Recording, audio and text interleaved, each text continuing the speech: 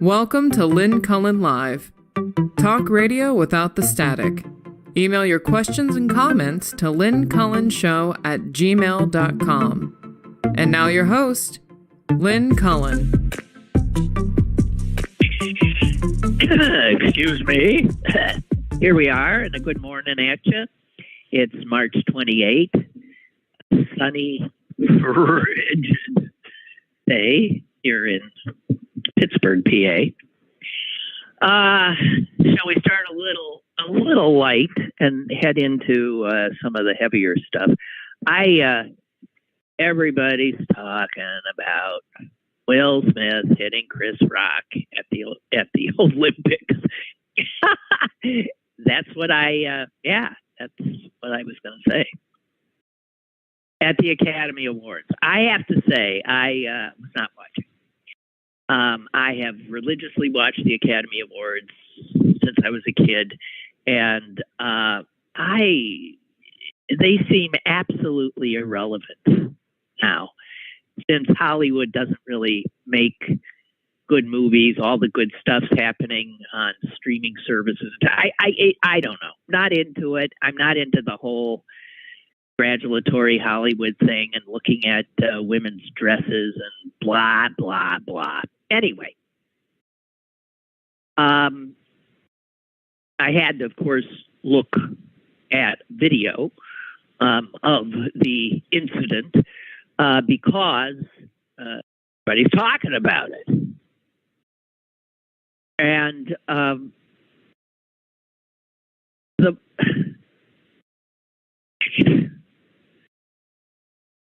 what I don't get is the video shows that Will Smith laughed at Chris Rock's joke about his wife and her lack of hair.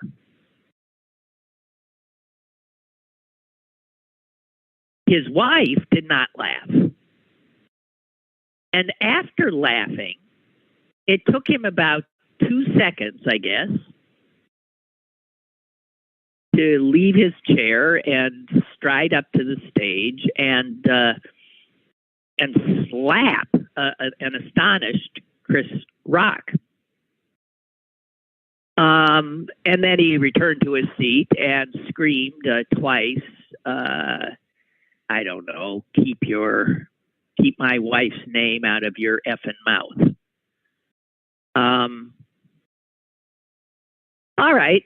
Here's my reaction. Anybody is absolutely free to have their reaction, since this is hardly war in Ukraine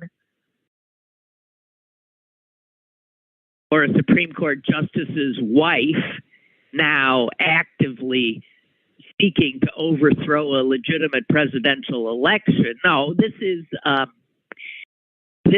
a movie star slapping a comedian on live television. Not a good look. That's what I would say.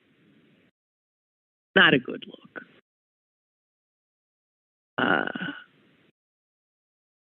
And if I were black, I would say even more vehemently, not a good look. Because there's already, this sense out there in white America that black people are more prone to violence.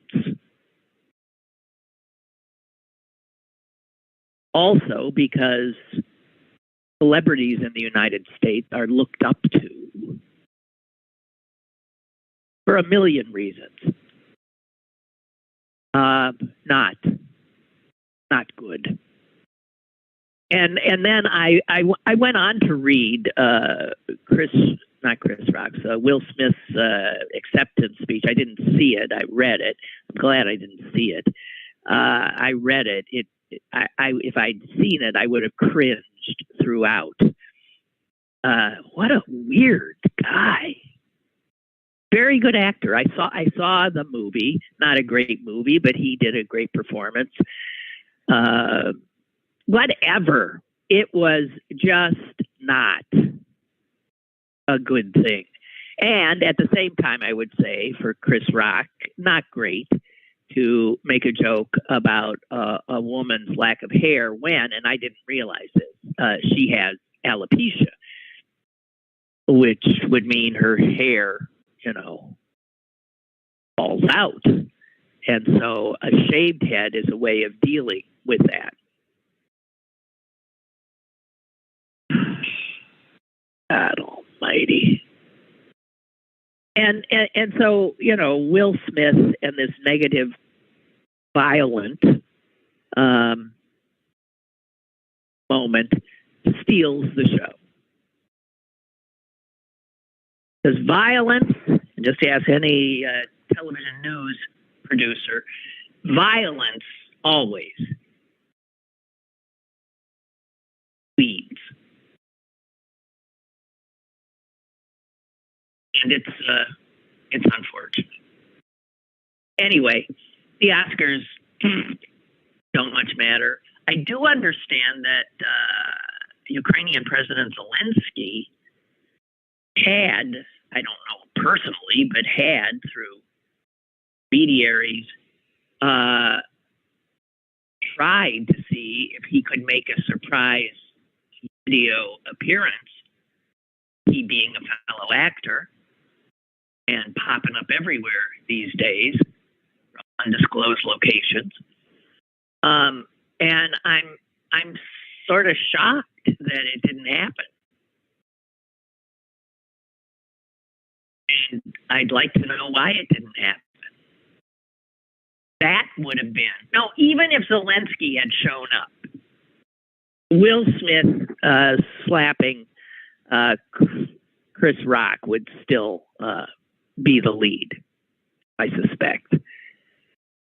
But I don't know. In everything I'm reading, I'm not seeing anything about mentions of Ukraine, which I'm surprised about, since the Hollywood crowd likes to virtue signal all the time about, current events. So a little surprising all the way around. And I do think that Will Smith owes Chris Rock an apology, which as far as I know, he has not gotten. And I also think Chris Rock handled it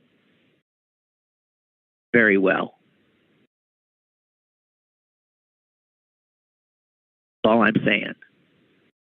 And we do hear comedians saying increasingly that in this woke culture, they can't say anything anymore. They can't say anything more. And you do, if you think about it, if every spouse of every or of any person who has been the butt of a joke at an award ceremony had the reaction that Will Smith had, well, the secondary reaction, let's remember his initial reaction was to laugh, had the reaction of storming the stage and assaulting, which is what happened. You saw a live criminal act. That is a criminal act. And I do understand that the police let Chris Rock know that he could file charges if he wanted to, because there were many witnesses to this act. But if everyone reacted that way, there wouldn't be anybody daring to get a laugh at the expense of anybody else. And humor often is, of course, at the expense of someone else. Used to be that someone else would laugh along, which was what Will Smith initially, did. I don't know. Okay, spent too much time on it. I mean, my God, Ricky Gervais, did you ever see him at at Foreign Press Awards? I mean, he was brutal taking people down. There would have been blood all over the stage. Right, I'm done. The only thing I watched last night was, well, it wasn't even quite the night. I so fell in love with this St. Peter's team in the March Madness NCAA basketball tournament. And I happened to see their first game when they upset Kentucky. And then I had to watch their second game when they upset Murray State. And then I had to watch the next game where they took down, now I'm blanking. And so I was watching. I was a little nervous because I thought this can't go on. But there was something wonderful. And that's why people do get into March Madness. There is something wonderful about a school and a team from a school of like a little over 2,000 students who play in a cinder block gym that seats like what, 500 people? Who, God knows what the budget is for the team, take on these behemoths that, with coaches that get multi-million-dollar salaries and that have extraordinary facilities for their players and play in huge arenas, and to see these little guys from Jersey City, some little Jesuit school in Jersey City, take them down was just inspiring and wondrous. I so loved it, every minute of it. And I couldn't bear to see them being beaten up yesterday by North Carolina, which is why I pretty much turned the television off and missed the big story. Okay. I think that's it for my initial whatever it is.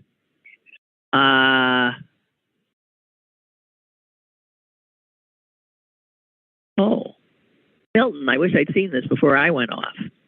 I'm going to read it to my audience. I don't know if we're coming down in the same place at all.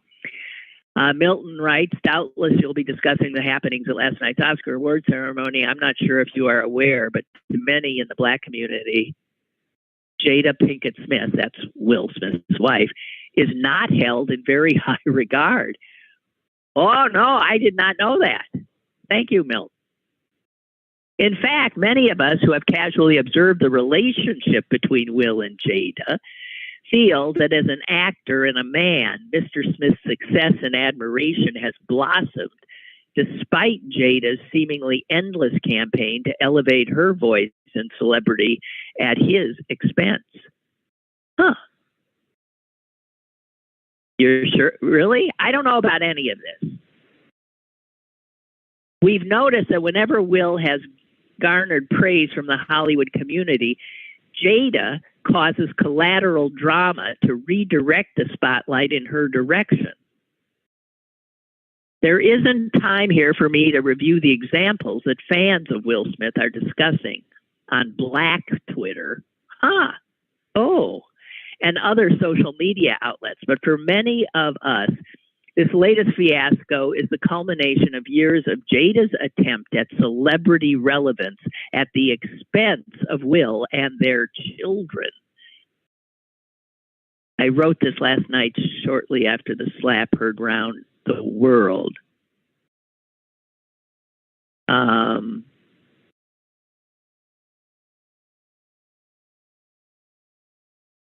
And then there's this. I understand Denzel Washington offered solace and counsel backstage after the incident. His admonishment was, at your highest moment, be careful. That's when the devil comes for you. Denzel. Words. It's my contention that this is one of film history's great confluences of art and reality. For who better an oracle than the twice Oscar-awarded brother, who also happens to be a nominee in that same category, Best Actor, for which Will is the odds-on favorite. And the fortuitous role that Mr. Washington has been nominated for, the King, to challenge Will Smith's Richard. He plays Macbeth. For those who don't know, Macbeth in the tragedy of Macbeth. Macbeth, driven to madness by, in great part, the ambition of his cold, calculating wife, bent on the acquisition and power. Lady Macbeth pushes the king toward his tragedy, just as Jada seems to push Will. Hell, at this point, it may just be the Irish whiskey I'm thoroughly enjoying, but for me, it's been a Shakespearean night at the Oscars. Mills, that's great. That's great. Whoa. Still shouldn't have done it. And I'm telling you, so this adds, okay, so he laughs first. He, out of his peripheral vision, he sees that Jada is pissed. And so he thinks, I better, keep her from, I better do the husband protecting his wife thing here. Which he could have done verbally, you understand. That's the thing. That's what Americans are starting to forget. That the answer to an insult does not have to be physical. It doesn't have to be a punch, a slap, a push, a bullet, right? And that's why Will Smith modeling that a physical assault to a slight, a perceived slight, is not good. Not good. All right, enough on this. Unless any of you have anything you want to say.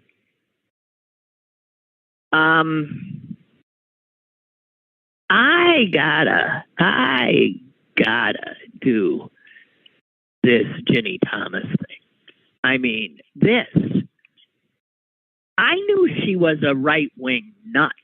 I didn't know she was a right-wing, certifiably crazy, lunatic QAnon nut.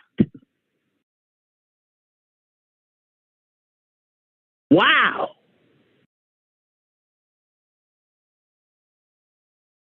And we know her husband, a justice of the Supreme Court, shares her politics. He shows up with her at very, very right-wing political events all the time. He has called her his other, they are bonded. It's a good marriage in that regard, a great marriage. So to think that he didn't know of her activities is a little much. Unless you're extraordinarily credulous. And that he does not have and did not have the honor to recuse himself in cases in which he knew she was an active participant. Does everything you need to know about this guy.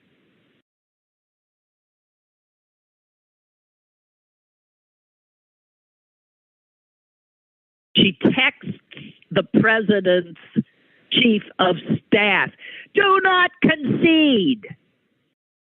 This is the day after the election, right? Or a few days after. Do not concede.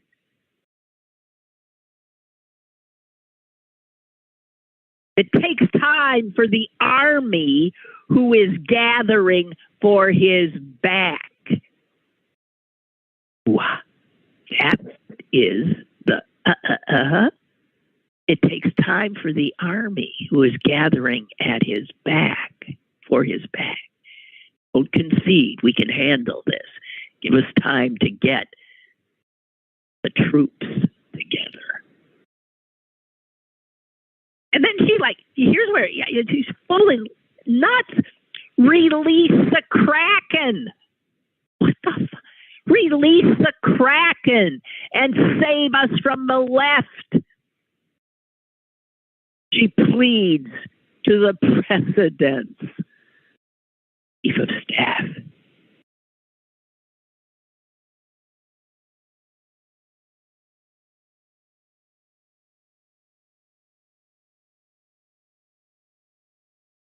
Jesus H. And this is a month and a half before a case comes before the Supreme Court in which the president, that'd be Trump, was asking the court to block the release of White House records relating to what the hell happened on January 6th, when the troops that had his back been gathered.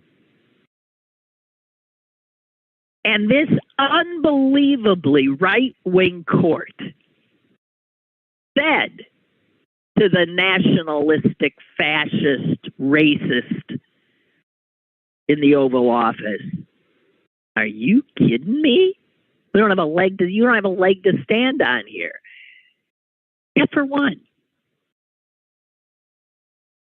That was, of course, Ginni's husband, Clarence Thomas, who dissented. Now, why would he dissent? I can't imagine. Maybe because he knew that when these things got turned over, his wife's name, footprints, memos, emails, texts would be all over the documents in question.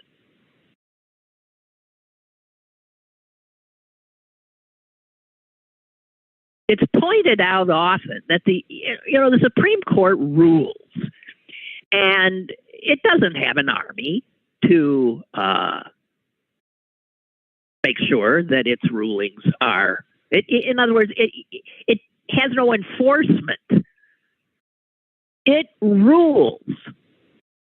And the way things work, and have worked pretty much,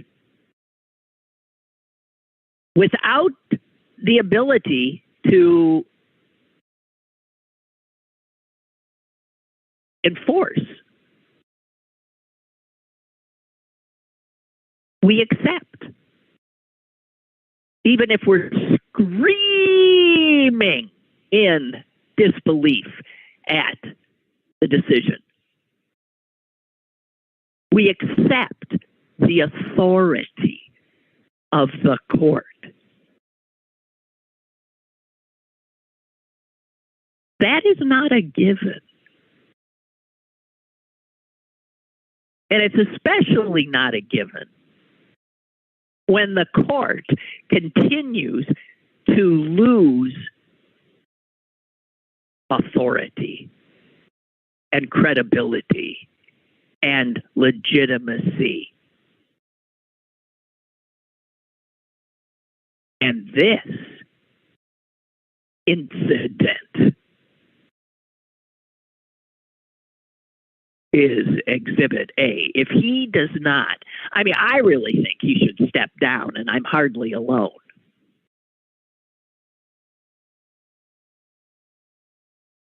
But the court is in danger here. I'm sure the Chief Justice knows it. And I'm sure he has other justices who know it. Maybe even one or two of the conservatives. I don't know.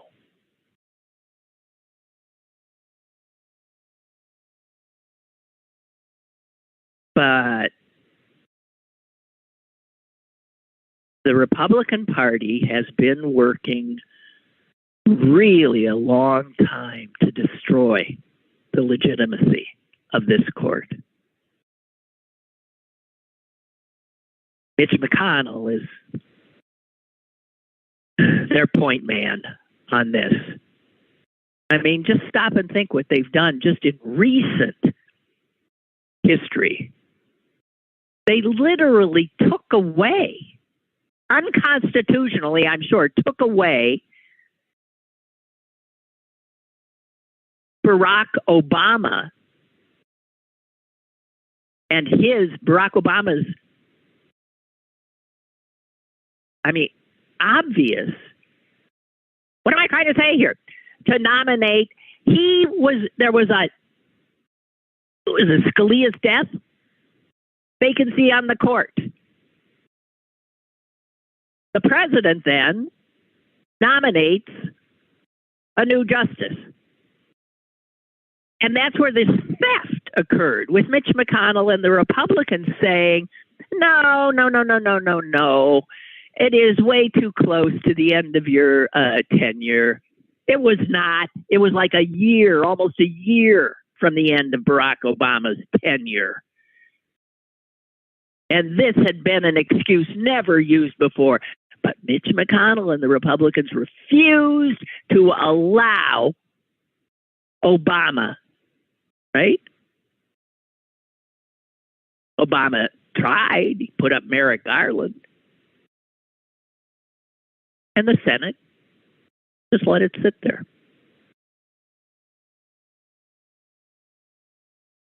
That's the first thing. And as for their reasoning, the Republicans' reasoning, that it's too close to the end of, we're about to have a presidential election. You can't give a president who may not be the president in a few months the ability to put someone on the court. But that's exactly what they did. After they did what they did to Obama and Merrick Garland, Amy Coney Barrett was confirmed. I don't have the exact dates, but I remember it was extraordinarily close to the election in which the American people threw Donald Trump out on his behind, and then the wife of one of the Supreme Court justices started writing to the White House to wait, don't concede. We got to get the army ready. We got your back. Release the Kraken.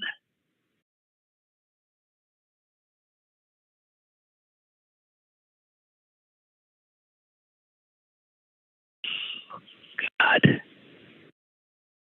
Now, scholars whose specialty is this area of judicial integrity and recusal and that kind of thing, almost, as far as I know, I haven't seen any of them saying that Justice Thomas should not have recused himself. Even conservative ones are saying it. And here's the thing that makes me insane. If Clarence Thomas was sitting on any other big federal court in the land other than the Supreme Court, any federal appeals court, he would have been required to recuse himself because those courts have a code of conduct.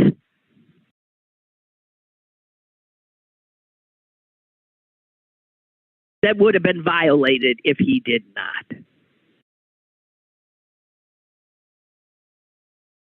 Called an ethics code, right? The Supreme Court is let out of having to have that same ethics code that is for every other federal court. Why is that?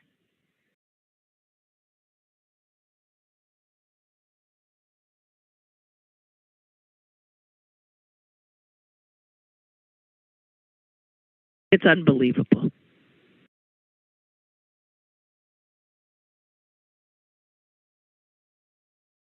And all you need to know about Clarence Thomas's judgment is the obvious poor judgment that he has exhibited over and over and over again. And as for, well, his wife, I can't believe you, as a feminist, would say that if a woman is married to a man in power, that she then has to curtail her professional ambitions. Yeah. Married people should be able to both lead independent professional lives, and normally that would not be an issue or a problem, but these two have made it obvious that it can be a problem. An editorial in the Times called it the brazenness with which they have flouted the most reasonable expectations of judicial rectitude is without precedent.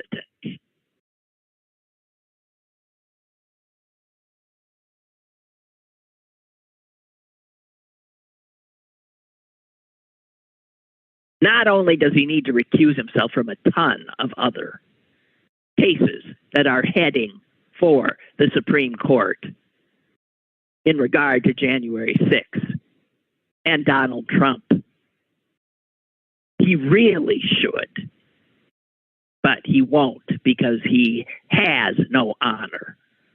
The Honorable Clarence Thomas. He should resign.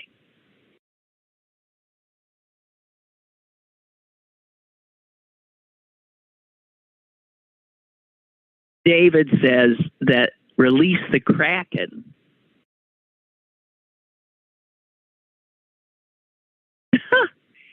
is from a 13th century Icelandic saga. Huh?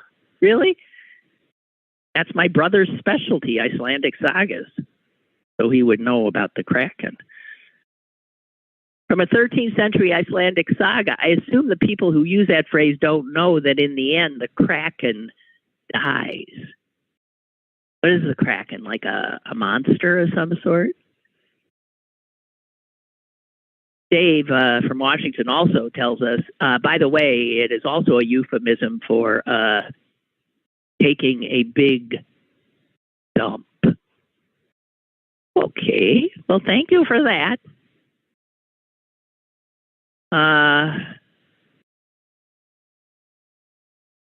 Here, Barbara has sent us something from an article written by Jane Mayer about Ginni Thomas. And she says this. I haven't read it, so I'm reading that to you for the first time. She grew up in a kind of upper middle class family in Omaha, Nebraska. Her father was an engineer and a developer of housing complexes, and her family was very conservative and very active in politics. And one of the people I interviewed is the journalist Kurt Anderson, who grew up exactly across the street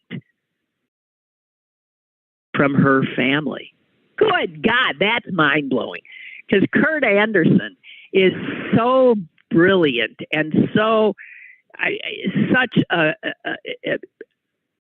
an eloquent observer of everything that's going on.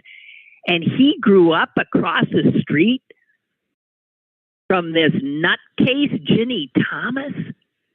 Her name was Ginni Lamp. That was her maiden name, Lamp. That's unbelievable. And this goes on.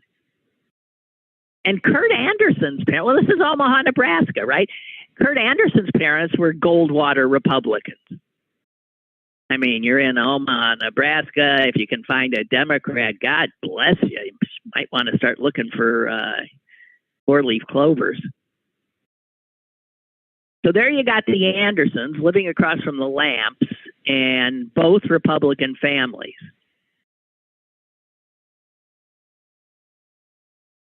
But his Goldwater Republican families looked at the Lamps like they were crazy. His memory of how his parents, Goldwater Republicans, looked at Ginni Thomas's parents was that, man, those guys are crazy. And he said that now, looking back, he looks at them as kind of the beginning of the modern crazy right wing. They believed in things, of course, like the John Birch Society, and they were afraid there was, fluoride in the water was poisoning people's minds, that kind of thing.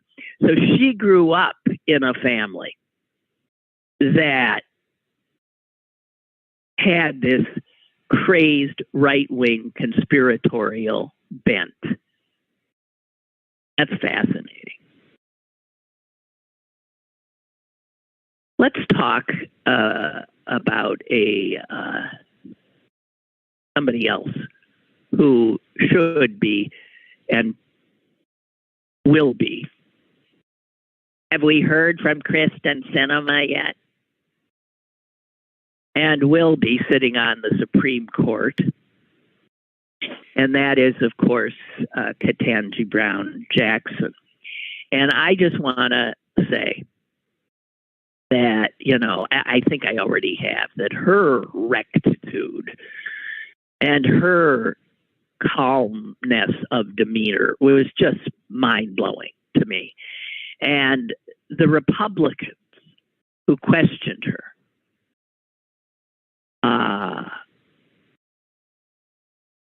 in such a shameful manner.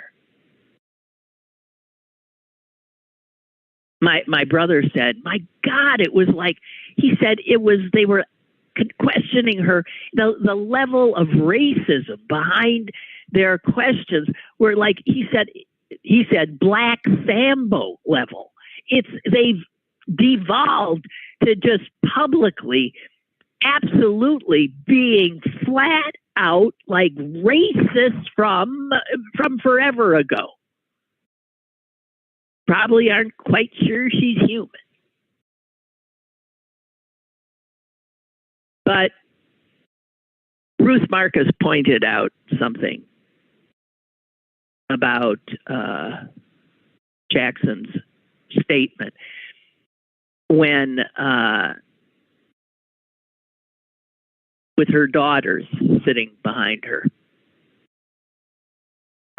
said, I know it has not been easy, she said to her daughters, as I have tried to navigate the challenges of juggling my career and motherhood. And I fully admit that I did not always get the balance right. But I hope that you have seen, she said to her daughters, that with hard work, determination, and love, it can be done.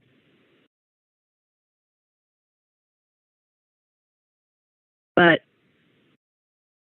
now that didn't get a lot of attention because, and I think Marcus credits Michelle Norris, who wrote about it, because she was saying, don't look at me. I am not some superwoman here, the first Black woman who's going to be on the Supreme Court. No, she was speaking as every woman. Women who juggle careers and raising children being good wives and mothers and overseeing households, all of that, juggling all of that, torn in a million directions simultaneously, and endlessly worrying about not getting it done.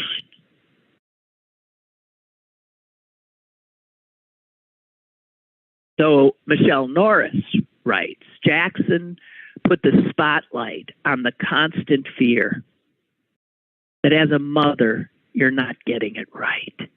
She gave voice to that gnawing worry that lives inside so many of us, that if anyone looked too closely behind the veneer of an orderly life, they might see something a little more ragged around the edges.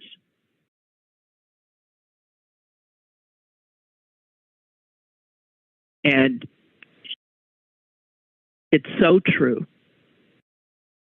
And she went on to say Jackson chose to bring this sometimes rickety confidence of a working woman's psyche into the hearing room, into a hearing room dominated by men who probably never figured out the schedules for snack week, music lessons, or dental cleanings.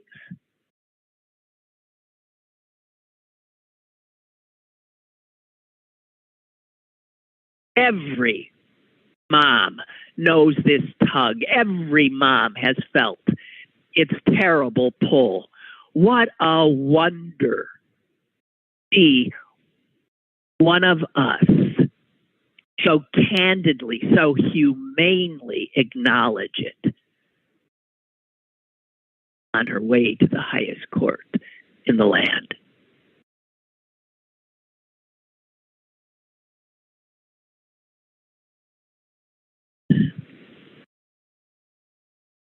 Yeah.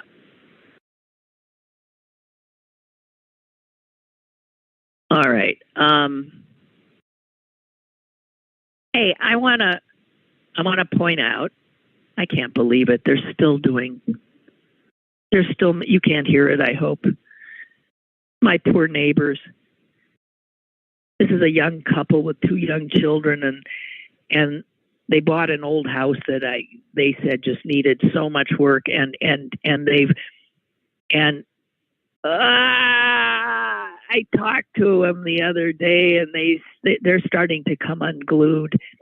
That's why they make movies about things like that, right? The Money Pit, all those movies about. But there's a buzzsaw going again. It's been 2 years. Their little children are going to think that that's normal, that these kinds of sounds are what life is. I know I'm beginning to think it. God, I'm sorry. I digress. Oh, wait. I have got to share with you this thing that I saw on Twitter. It is too funny. I got to find it. Here it is. Now, this is one of those little mini stories that you sometimes see on the far column of a newspaper, which they might have like a story they're going to give no more than an inch, right? So I don't know what paper this is from, but someone took a picture of it and put it on Twitter. And I'm just going to read it straight, okay? I'm going to read it straight, and then we will back up, because there's no way you can take this in on one reading. It's all of 3 sentences. Okay, first of all, the headline is sex slave woman wanted for burglary. And that'd get your attention. So I'm sure a lot of people read this. Okay, now I'm not going to say another word. I'm just going to read it straight. A woman who had 5 pit bull puppies cloned in South Korea is wanted in Tennessee on burglary charges, lawyers there said today. Joyce McKinney, 58, was accused of telling a 15-year-old boy to burgle a house to raise cash to buy a false leg for a horse. She fled Britain in 1977 to avoid a trial for allegedly abducting a Mormon missionary and making him her sex slave.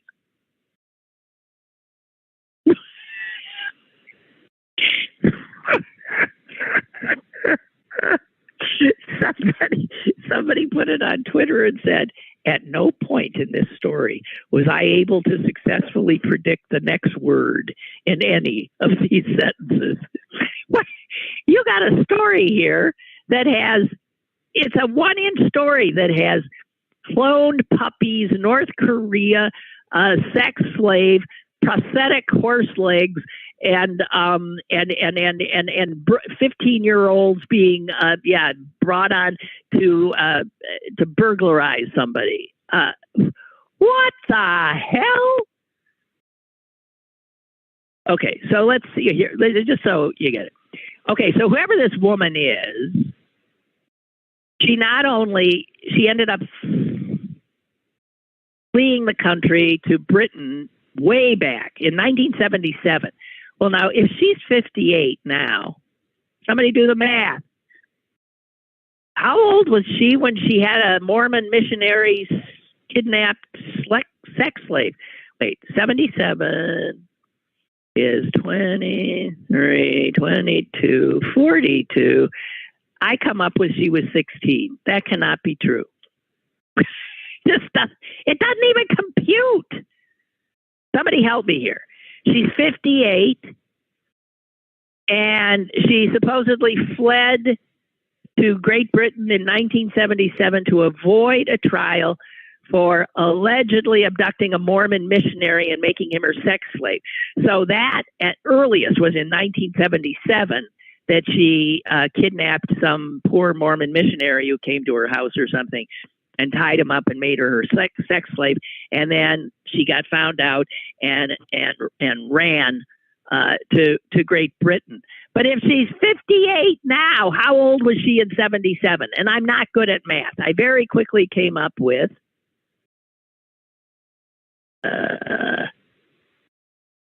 16. That can't be right.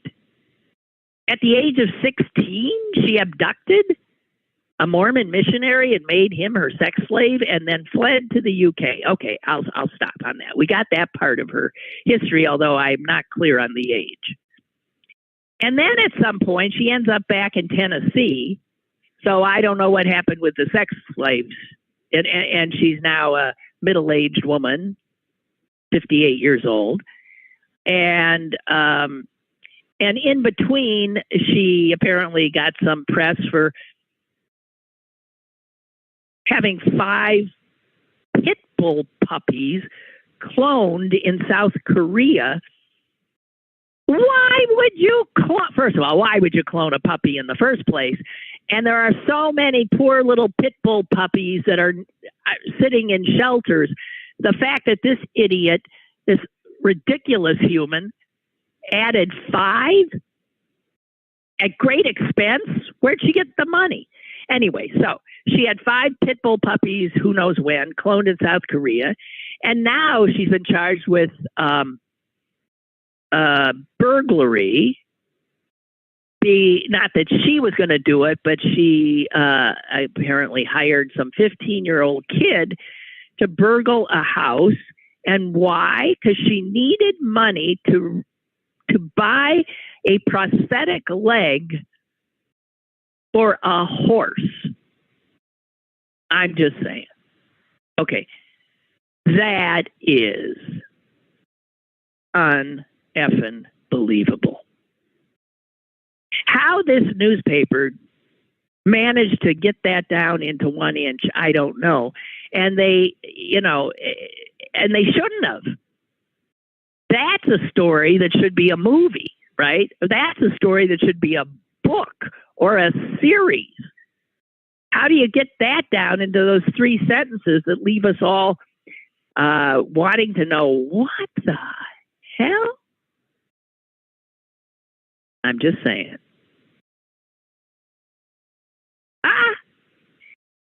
Was my math right? She couldn't have been 16. I got to know more about her. Her name is Joyce McKinney. If anyone wants to do a little digging and send me a longer article. This is too funny for words. Okay. Now, I have to tell you, I have a pet peeve I got to get off my chest. And it is that the nearest pharmacy to me, so the one that I do, is a CVS. And, you know, I like the people who work there. Everybody's very nice. I have noted that the pharmacists are seemingly overworked, but that's another story. I swear every other day I get a text from CVS saying, do you want us to refill, blah, blah, blah. And if I don't respond, they keep on texting me. And then if I respond, no, go away, they come back and say, what? Are you sure? And then they call me on my phone and ask the same damn questions. And this weekend, I think it was Saturday, I got the 7,000th message about this prescription that I do not want refilled, and I told them I didn't. So they think, well, maybe today she wants it refilled. And I'll say, no. And then the next day, well, maybe today she wants it. No. And so finally I Googled, how the hell do you get CVS to leave you alone? You cannot imagine how many people have asked that question. Well, it turns out you have to deal with the corporate headquarters, which I dutifully called and asked to have my number. To cease and desist, I'm losing my mind. And supposedly they did. Then I remembered after that a few years ago, I had done the same thing. And it had stopped for maybe 5-6 months, and then it started up again. And it turns out I came across an article that was written. And boy, CVS comes out looking like one mess of an organization. They are despicable. Although the other major chains don't fare much better. It turns out that these guys, they work their pharmacists like dogs.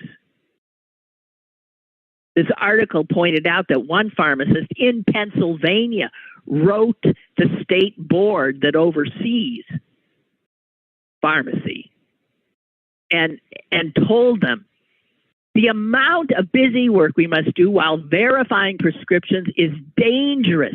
Mistakes are going to be made. Patients are going to be the ones suffering. Do something. Nothing's been done. And it says that state boards in more than half the states of the union have been hearing from distraught pharmacists, doctors who complain that pharmacies are bombarding them with requests for refills that patients haven't even asked for. And they don't even say that patients themselves, like poor little me, are being bombarded. And it says refills are closely tracked by pharmacy chains and can factor into employee bonuses.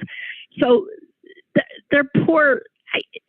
This is just outrageous. And some people at these boards say they are just out, they have nowhere near the staff to deal with any of this. And they say that they are being overwhelmed by complaints.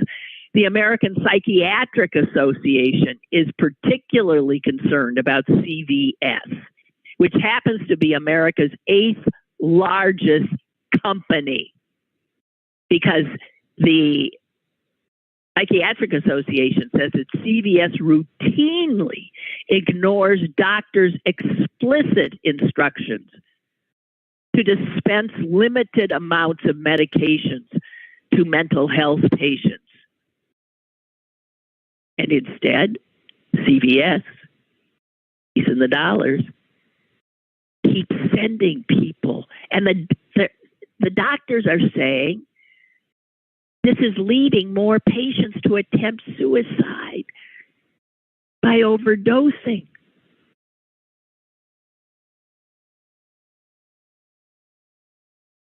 And these state pharmacy boards are absolutely in no position, or they're corrupted because their boards contain lawyers for CVS and Walgreens.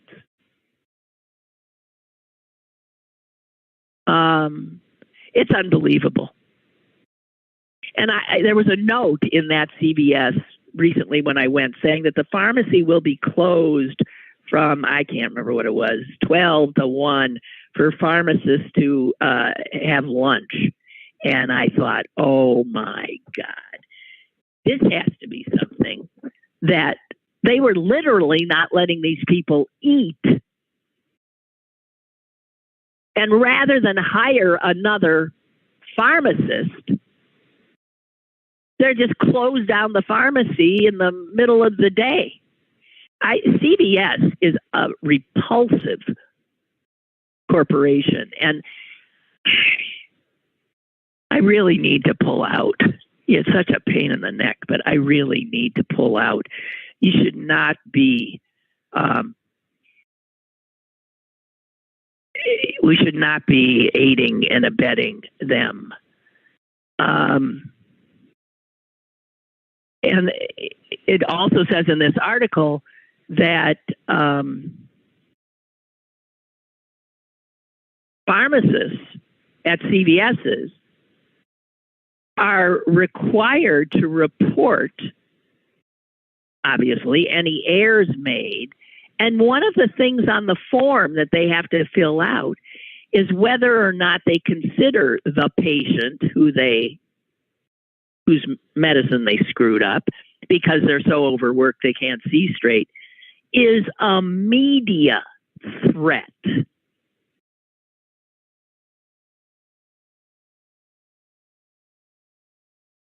Wow.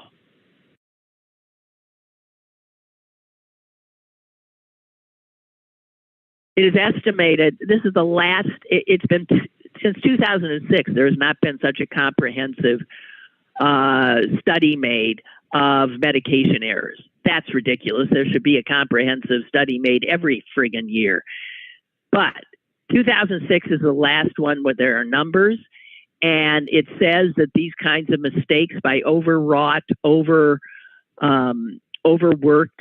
hungry pharmacists have harmed at least 1.5 million Americans every year. And I'm sure that number is higher. So I just want to tell you, I don't know. I think we should all start going to neighborhood pharmacies. The doctors are losing their minds too. This is a very long article I found here, and a rheumatologist here in Pennsylvania as well, saying that he is constantly inundated by these same goddamn refill requests for every prescription he writes, even though many of these prescriptions are only for, a brief treatment. Your doctor gives you a pill for one condition, and yet you never hear the end of it. And the doctor went on to say, when you are bombarded like this with refill after refill requests, it is easy for things to fall through the cracks, and pills are dispensed that should not be. Wow. I don't know. Anyway, I'm just saying. I also found out that CVS does not have the Better Business Bureau seal of approval, if that means anything to you. So I might decide that it makes more sense to drive a little bit further to an independent pharmacy. Yeah. Okay, that's it for me, guys. Susan shows up tomorrow, as far as I know. Stay warm. The calendar's on our side here. Really. Okay? Have a good one.